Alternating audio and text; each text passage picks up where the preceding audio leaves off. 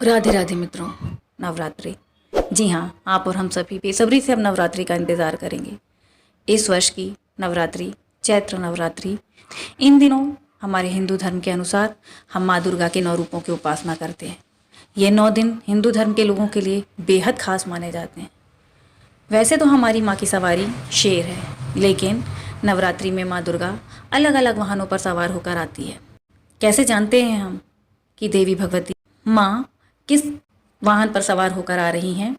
तो हमारे भागवत पुराण में एक श्लोक कहा गया है, जिसके अनुसार यदि नवरात्रा सोमवार या रविवार से प्रारंभ होता है तो माँ की सवारी हाथी मानी जाती है। यदि नवरात्रि शनिवार और मंगलवार से प्रारंभ हो तो माँ घोड़े पर सवार होकर आती हैं। यदि गुरुवार और शुक्रवार हो तो माता डोली पर आती हैं। वहीं यदि नवरात्रि बुधवार के दिन पड़े तो माँ का आगमन नाव पर होता है। इस बार की नवरात्रि का आरंभ 13 अप्रैल अर्थात मंगलवार से हो रहा है, इसलिए माँ भगवती घोड़े पर सवार होकर आएंगी। क्या होगा जब माँ घोड़े पर सवार होकर आएंगी? तो घोड़े पर सवार होकर आने से ऐसा माना जाता है कि इससे सत्ता में उथल पुथल की स्थिति मची रहती है और शासन में परिवर्तन का योग बनता है। पड़ोसी देशों में युद्ध की आशंका बढ़ जाती है। जगह जगह पर आंधी और तूफान आने के संकेत मिलते हैं, लेकिन माँ दुर्गा क्षति न पहुँचाते हुए अपने भक्तों पर अपार कृपा बरसाते हुए अंतिम नवरात्रि तक घोड़े पर सवार होकर यहाँ रहती हैं और भक्त उनका सहृदय भक्ति भाव से पूजा पाठ करते हैं। नवरात्रि का पहला दिन 13 अप्रैल, दिन मंगलवार। इस दिन हमें क्या करना है? तो इस दिन हमें घट स्थापना करनी है और शैलपुत्री की पूजा करनी है। माँ शैलपुत्री को प्रसन्न करें, फूल पुष्प चढ़ाकर उनका अभिवादन करें और भोग लगाकर माँ की आरती पाठ पूजा करें। दूसरा नवरात्रि का दिन 14 अप्रैल। इस दिन माँ ब्रह्मचारिणी जी की पूजा की जाती है।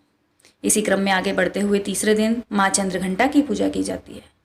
चौथा दिन शुक्रवार को माँ कुष्मांडा की पूजा की जाती है।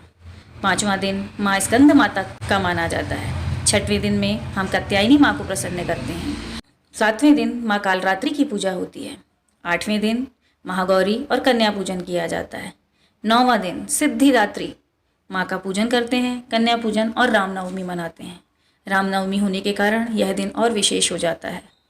हमारे हिंदू धर्म के अनुसार 4 नवरात्रियों के पर्व आते हैं, जिसमें से चैत्र नवरात्रि और शारदीय नवरात्रि को विशेष माना जाता है। नवरात्रि में माँ दुर्गा के 9 स्वरूपों की विशेष पूजा की जाती है। माँ दुर्गा शक्ति का स्वरूप है और जीवन में आने वाली बाधाओं को दूर करती हैं। इसके साथ ही माँ दुर्गा हर प्रकार की मनोकामनाओं को पूर्ण करती हैं। नवरात्रि का पर्व प्रतिपदा की तिथि से नवमी की तिथि तक मनाया जाता है। चैत्र नवरात्रि में नवरात्रि प्रारंभ, घट स्थापना, महाअष्टमी, रामनवमी, नवरात्रि व्रत पारायण का विशेष महत्व होता है। तो आइए जानते हैं कैसे करनी है हमें घट स्थापना। चैत्र नवरात्रि के पर्व का आरंभ पंचांग के अनुसार 13 अप्रैल मंगलवार को होने जा रहा है। इस दिन चैत्र मास के शुक्ल पक्ष की प्रतिपदा तिथि है। इसी दिन कलश स्थापना या घट स्थापना की जाएगी। रामनवमी 21 अप्रैल दिन बुधवार को है। इस नवमी की तिथि को रामनवमी इसलिए कहते हैं क्योंकि इस दिन भगवान राम का जन्म हुआ था, इसलिए इस दिन भगवान राम की पूजा की जाती है। नवरात्रि व्रत का पारायण 22 अप्रैल दिन गुरुवार को किया जाएगा। इस दिन विधि पूर्वक व्रत का पारण करना चाहिए। अब हमें कैसे घट स्थापना करनी है ये हम जानते हैं। अब सबसे पहले हम देखते हैं कि माँ की पूजा के लिए हमें किन किन चीज़ों की ज़रूरत पड़ेगी। तो माँ दुर्गा की प्रतिमा अथवा चित्र जो भी आपके घर हो, लाल चुनरी, आम की पत्तियाँ, चावल, दुर्गा सप्तशती की किताब, लाल कलावा, गंगा जल, चंदन, नारियल, कपूर। यदि आप घट स्थापना और ज्वारे बोते हैं तो जौ के बीज, मिट्टी का बर्तन, गुलाल, सुपारी, पान के पत्ते, लौंग, इलायची, ये सभी सामग्रियाँ आपके पास होनी अत्यंत आवश्यक हैं। अब नवरात्रि की पूजा विधि क्या है? सबसे पहले प्रातःकाल जल्दी उठें, स्नान आदि से निवृत्त होकर स्वच्छ वस्त्र पहनें। पूजा सामग्री आपको मैंने पहले ही बता दी है, उसे पूजा की थाल में सजाएं। माँ दुर्गा की प्रतिमा को लाल रंग के वस्त्र पर रखें। मिट्टी के बर्तन में जौ के बीज बोएं और 9वीं तक उसमें प्रतिदिन पानी का छिड़काव करें। शुभ मुहूर्त में कलश को स्थापित करें। इसमें पहले कलश को गंगा जल से भरें, उसके मुख पर आम की पत्तियां लगाएं और ऊपर नारियल रखें।